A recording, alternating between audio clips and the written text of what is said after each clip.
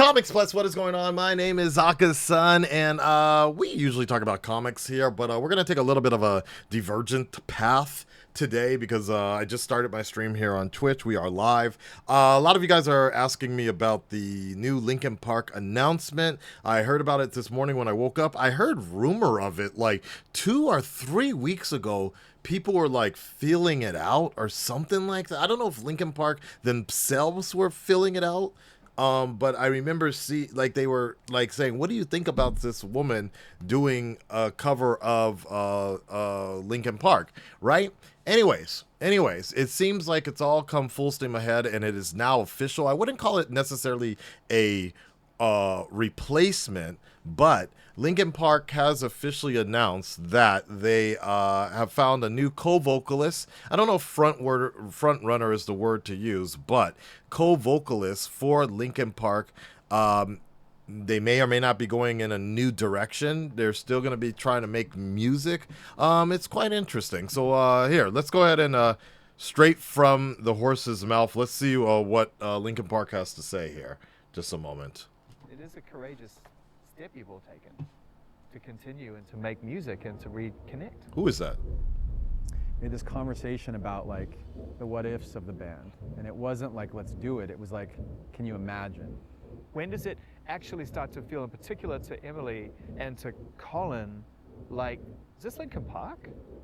You just want your friendship back, you want the experience of being together, and then when you start singing for the first time, yeah, I get goosebumps thinking about it because it sounded so much like the band. So let's talk about how we got here. All right, who is that? Like, okay, I see Mike Shinoda, of course. Is that the bassist or is that the producer? Like, I'm wondering who that is. That I was like, is that Steve Jobs? Let's go. Oh, is that it? Oh, that was it. It is a courageous step. Okay. All right. Well, that's that.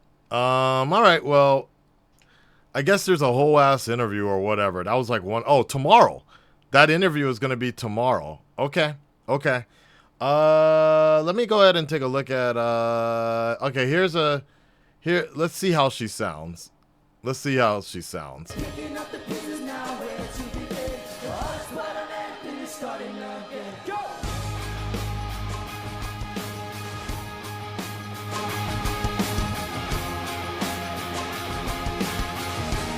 Huh?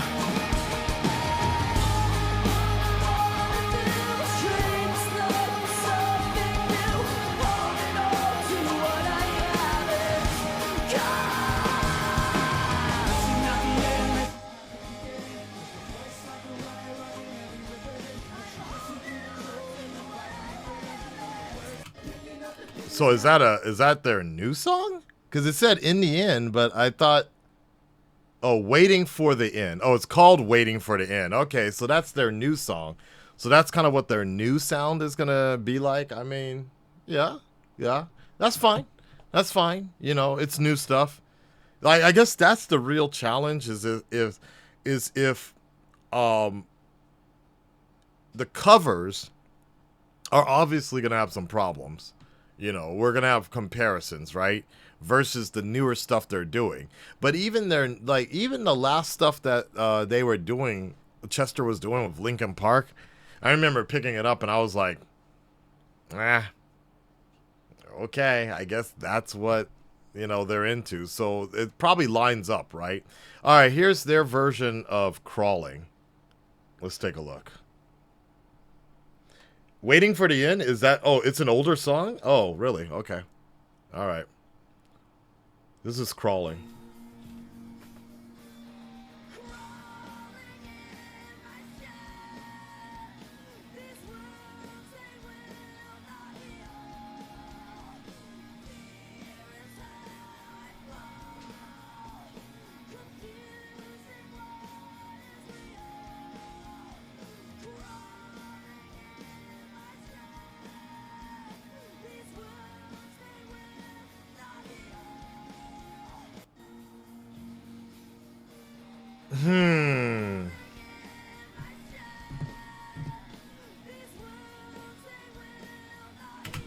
Um. Hmm. Hmm. Hmm. Let me see if there's another something else. Here's Numb.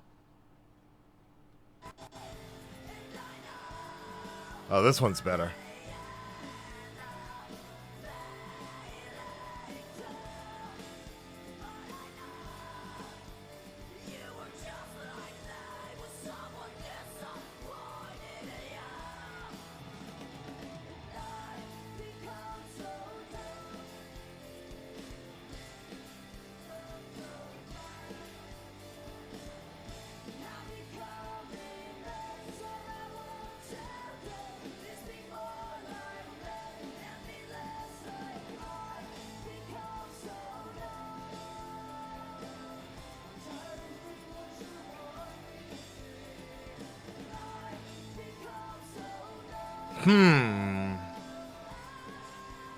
Oh, you want me to bump it up a little bit?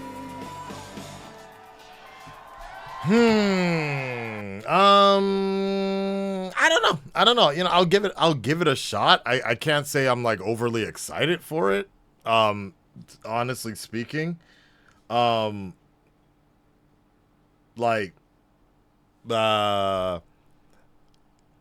yeah. I guess I'll just put it that way. Like they're in a very they're in a very particular situation where they're like,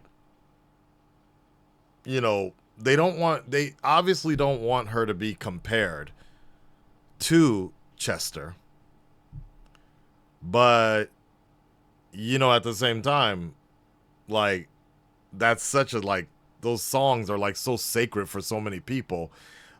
People like so I don't know how to say it. Like I'm not trying to be negative about it at all. But I guess my whole thing is like I think about the time when Aaron, I forgot his name, from Stain, when Stain did the guy from Stain, his name is Aaron something. He did a few songs for he covered Linkin Park a few times. There's one other person I feel like has come in and covered the Linkin Park songs, and I was like, damn, that was pretty goddamn good, right? Like, I think the thing about Linkin Park, at least the Chester Bennington time of Linkin Park, and that time period, a lot of those songs was, you know, Chester could actually sing. Like, he could sing, but he also kind of had that growl situation going on, and it wasn't like I think his name is Corey from Slipknot. You know, that was a little different. It was kind of like Chester could sing first, growl later, effectively. But it wasn't like a light growl, a deep growl. You know, it was like this weird thing. And then the thing that was very unique about Chester is the fact that he had this like kind of like Tibetan technique of having like 2 or 3 voices at the same time while singing. That was kind of cool as well, right? Should have gotten Fergie. Stop. Okay. Aaron Lewis. Thank you. That's who I was thinking of. So I don't know. Maybe because another thing we got to remember is, look, not every live concert of Chester's was great, right?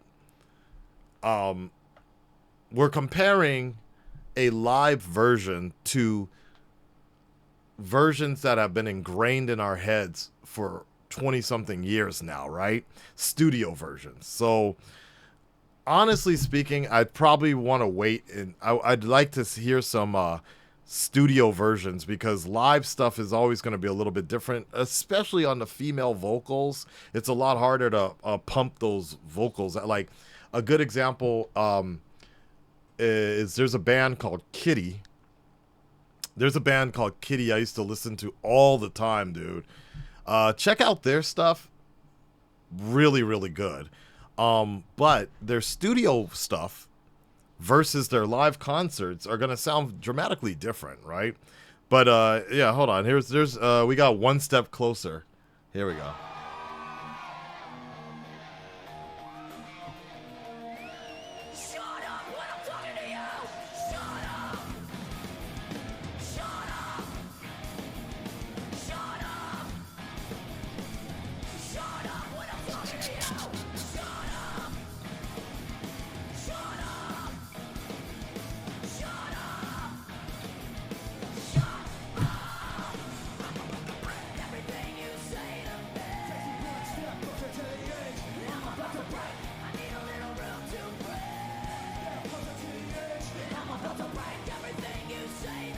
Hey, actually, I like this one. This one's good.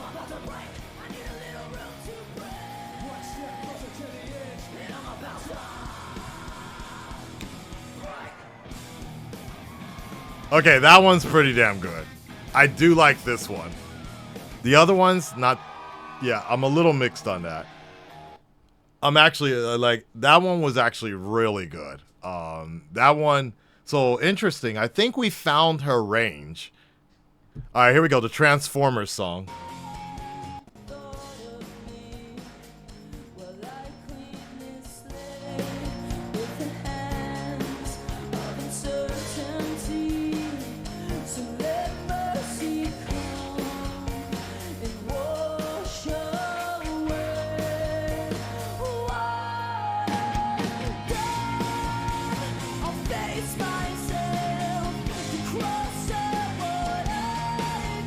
I like this one.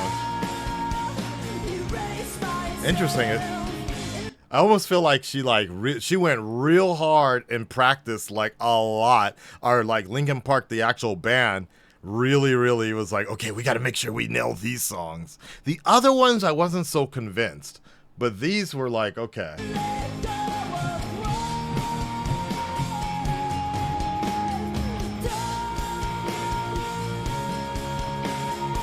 Yeah, it's weird. There's actually power behind these songs. All right, here we go. This is the one I'm kind of curious about. In the End.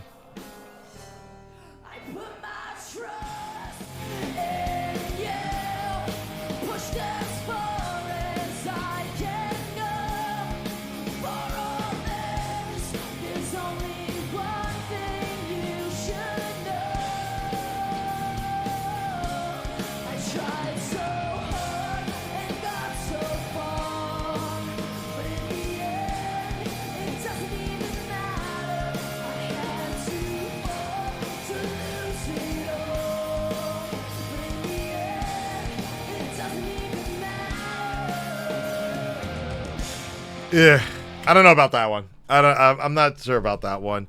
And again, we're comparing things to like a legacy that the legacy that Chester built with his voice. So it's a very unfair comparison, but we still they put it out here for us to judge. So I'm gonna do so. It definitely feels more like someone performing the song instead of feeling the song.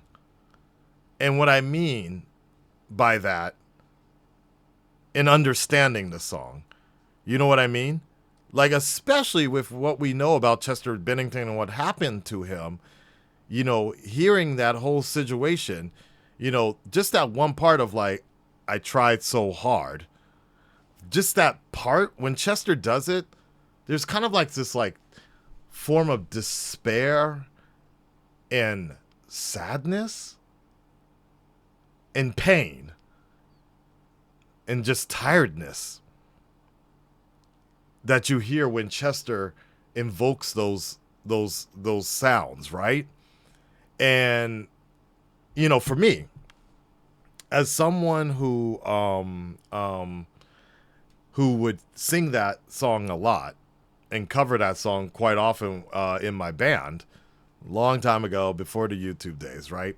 But just even in Japan, when we go to the karaoke booths and things like that, there is, that particular song, dude, is like really emotional and in depth. So I feel like, just based on this, I feel like she hasn't really gotten to that point where like Aaron Lewis from Stain. That's another person who I always thought was really good at, like, it might have been performative, I don't know, but like he sounded, Jonathan Davis as well, but he sounded like he was always in pain when performing those songs, and that's when it felt like you could believe what these dudes were going through, right?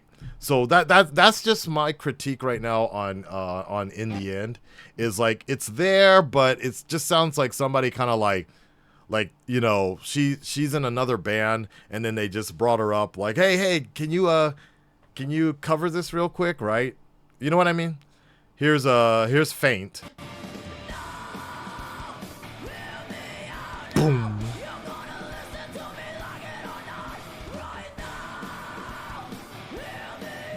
Boom.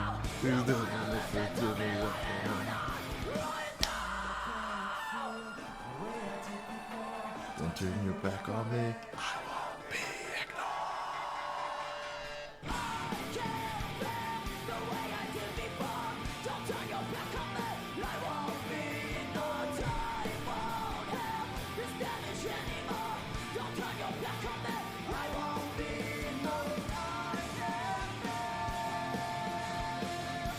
Oh, interesting.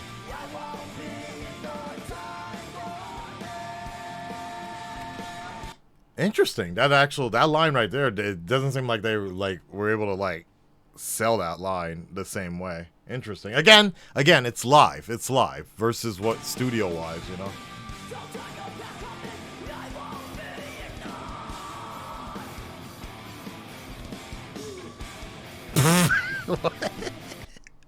What was that last part?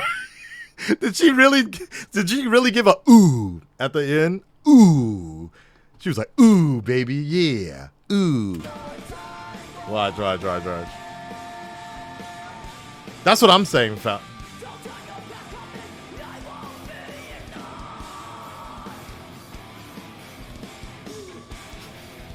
I mean, I guess it's always been there in the song. It was just kind of funny to see her do that little hokey dokey dance, the little kick step there. Ooh, yeah. Oh my God. And then let me see. We got Bleed It Out, Emptiness. Well, it's Joe over? Oh, what the hell? Oh my God. There's a lot of stuff going on over here. Okay. Oh, okay. So Scientology, and I don't want to get into all that politics and everything. All right, I got enough. I got enough here for to make a judgmental. So far, you know, look, I'll give it a shot. Honestly speaking, I wouldn't be lining up to check this out. Honestly, but you know, Linkin Park has been off my radar for what 10-something years. So that's, you know, I'm not really the target demographic regardless. I definitely wish them the best of luck. I would love to really hear some studio stuff from them, and then also you know, their newer songs as well. I know that they have a new song coming out. They did announce that there's a new song coming out that again, I don't know if it's the new direction, but I guess maybe it's just the evolve direction of where, you know, where's the next place they're gonna go, the next area they're gonna go. I know that they did release like didn't they redo Meteora or something like that? I don't know. I also wonder, I'm not gonna lie, I also wonder would it have been better? Would it have? Oh, here we go. So this is the music video for their new song, Emptiness Machine. Here we go.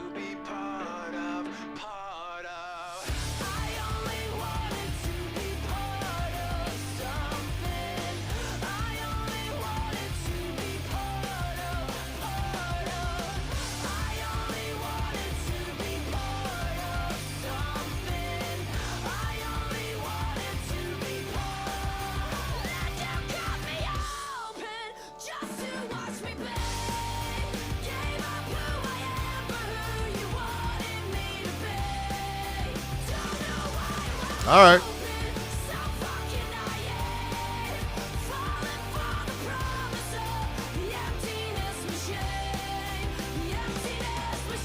Yeah, it's not bad. It's not bad. Like again, I think something you guys gotta, something you have to remember is, I know I'll never forget. Maybe it was like 6 years ago or whatever. I remember Linkin Park before Chester died. One of Linkin Park's first. Hold on. Sorry about that, YouTube. I know we're live, but you know it is what it is. I don't even know if you could hear that. You know, one of Linkin before Chester died, I remember grabbing their latest album, and I was at Tower Records, Shibuya, and I'm like, no, skip. I was like, damn. And I remember going on Facebook and I was like, what happened to Linkin Park, right? So this is kind of in tune with the direction they were headed anyways. I'm not talking about like pre-Transformers, Meteora, that time, you know, when rock wasn't exactly just dead yet and things like that. So good stuff, you know, overall good stuff. I wish them the best of luck. I think, and so the question I was going to ask was like, would it have been better for them just to like rename the band? Probably.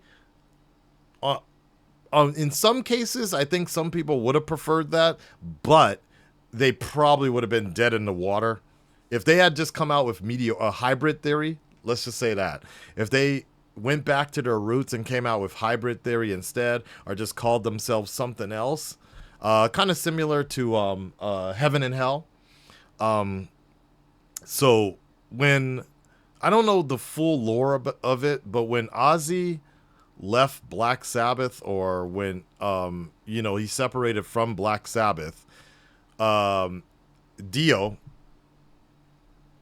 joined in and replaced Ozzy, and they called themselves Heaven and Hell, I believe. And you know, because I remember my drummer of my band used to always call them Black Sabbath. I'm like, it's Heaven and Hell. No, he's like, it's Black Sabbath. It's just Black Sabbath without Ozzy, and Dio's like that. So there was always this comparison with Dio was like, okay, but, you know, like, can he sing like Ozzy? Can he still do it like Ozzy, right? Can he handle the same sort of songs like Ozzy? But, you know, at the same time, they were like, well, we're not Black Sabbath, we're Heaven and Hell. So it's interesting, right? So I wish them the best of luck, and I look forward to seeing how they develop the new Linkin Park. Red Dread Nation, stand up, speak up. What do you guys think? Comment, sound off below. Let me know, how do you feel about the new vocalist in Linkin Park? We'll talk to you next time. Peace.